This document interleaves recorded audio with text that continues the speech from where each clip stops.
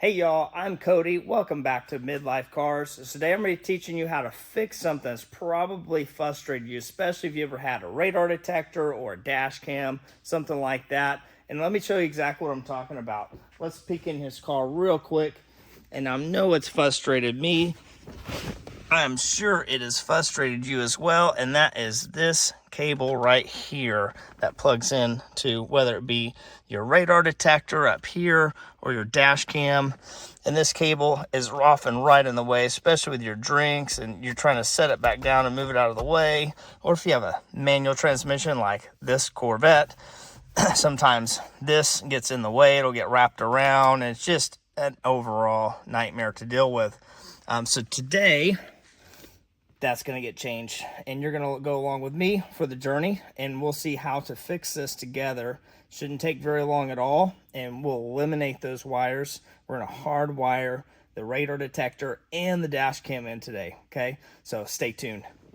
Okay, so step number one is to get power for your device, whether it be the dash cam or the radar detector, or whatever it is you're trying to power up.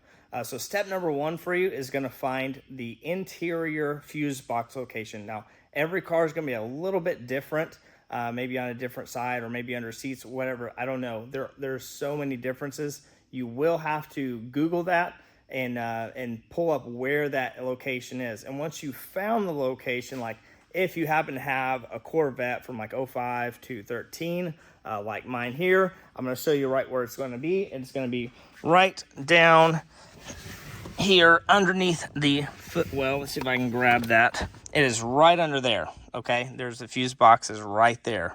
All right, so that is going to be step number one, is to find that location. Don't forget to unplug this and put that away for safekeeping.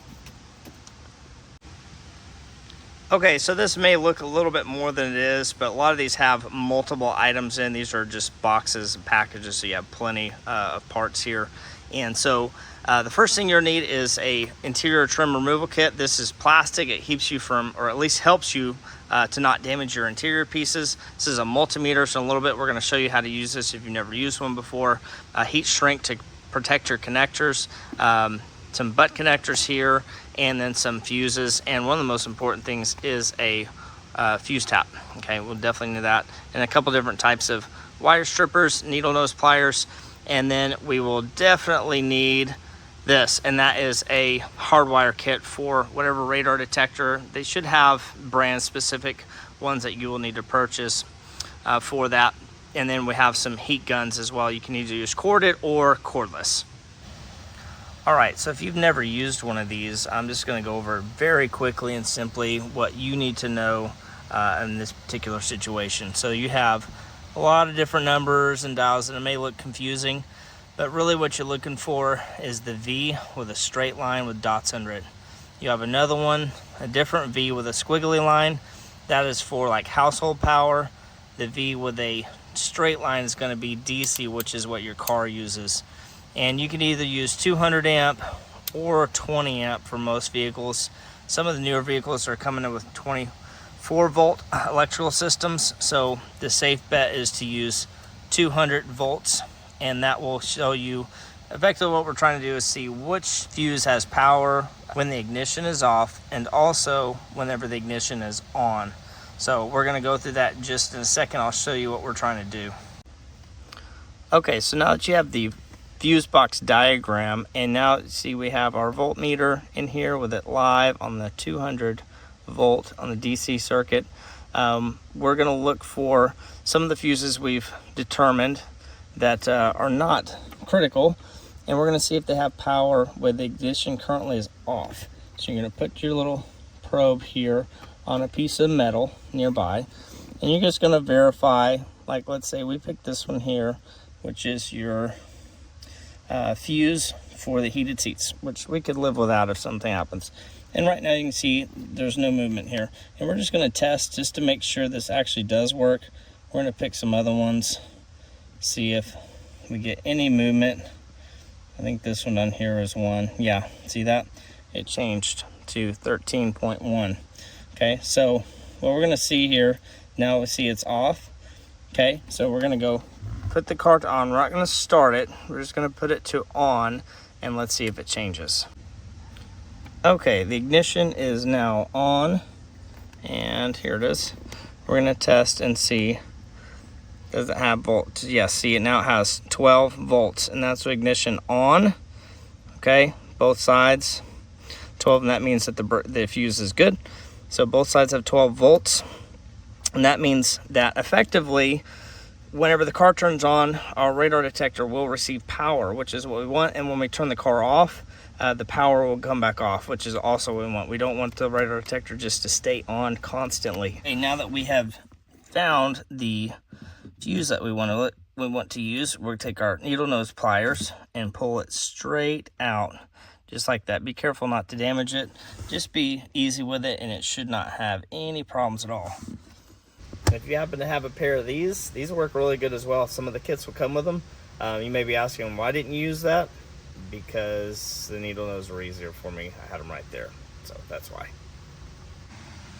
So you're probably looking at this and thinking, wow, what a mess. Cody, you are crazy. What is going on here? Okay, so let me break this down to you. It's actually really simple. All right, so these hardwire kits really just need two things, and that's a ground, which would be here, so the black wire.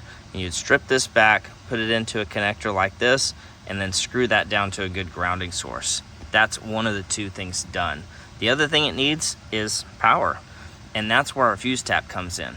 Okay, so remember earlier we pulled our fuse out with our needle nose pliers, and so that one's one of those here, and then the other one is one from our kit. Okay, and I believe it's the bottom one here, continues powering whatever is accessory that you had. So in our case, it was the heated seats. And so then we added the other one, which should power this extension. This is just pulling power off of that fuse and having another fuse for it. And you'll just tie those two together with something like this, with a connector, the male and female, plug together, crimp it down, heat shrink it up, and that's it. Now you have power. And your power to your radar detector would come through this here, this cord, and you're done. Simple as that. And just like that, we're done. Okay, it's not really. It took a little bit, but it is finished. And so now, let me go over this real quick. This is the power tap here. So this pulls power off of our heated seat relay, and then this sends it up to our radar detector through this cable right here. So what I also have is a USB adapter. So I have a converter that basically makes a power plug, and this is going to be used to power up the dash cam. Okay, and then there's one other wire you may be wondering about, and that is this white wire. And so that's from something called a mild to wild. And what it does is it controls the exhaust valves from closed to open on demand. And so it's sending power as I dictate to the circuit to open or close those valves. And so that's it. That is as simple as it is. Sometimes it may be a little bit more complicated, depending on what you got going on, or sometimes even simpler than this. But now all we have to do is button it up, put the trim pieces back on, and test it out. So we have everything finished and wired in permanently. But before I close everything up, I want to kind of show you guys where everything was kind of roughly run. So especially if you have a Corvette like this car, this is an 09 Z06, you could kind of follow suit. So I have the radar detector here, dash cams over there. All the wires go up underneath the headliner right through here, and then they come down this A-pillar, kind of zip tied them in, and then they're gonna run down like that all the way back to where we were working at before. So that's kind of roughly it, and now it's just a matter of putting the trim pieces back on. Of course, every car is going to be a little bit different. No matter what it is, it should work. This kind of basic premise should get you to be able to wire your particular radar detector or your dash cam or whatever it is that's frustrating you for having those wires hanging down. Just go through those test procedures that we had talked about, and you should be able to determine where to tap in power. And as long as they have standard fuse boxes like these, you should be okay. So before I button everything up, I think I'm going to go ahead and try to test it, because based on past experiences, I have had situations before where I get everything closed up and then something just doesn't work. So let's test it out, just to make sure. So I do have the key in the back of the car. I think it will work. So we're gonna turn it to just on.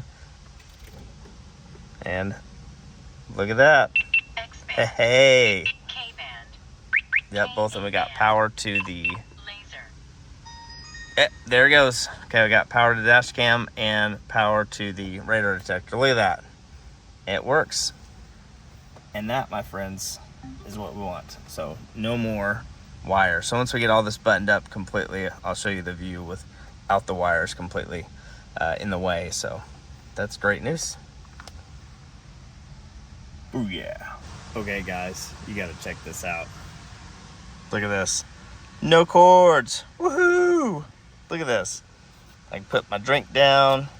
No cords in the way. I can shift. Nothing's getting in the way or hung up. And of course, these two bad boys are powered on when the car is on. Such a must-have mod. I can't believe I took this long to get this done.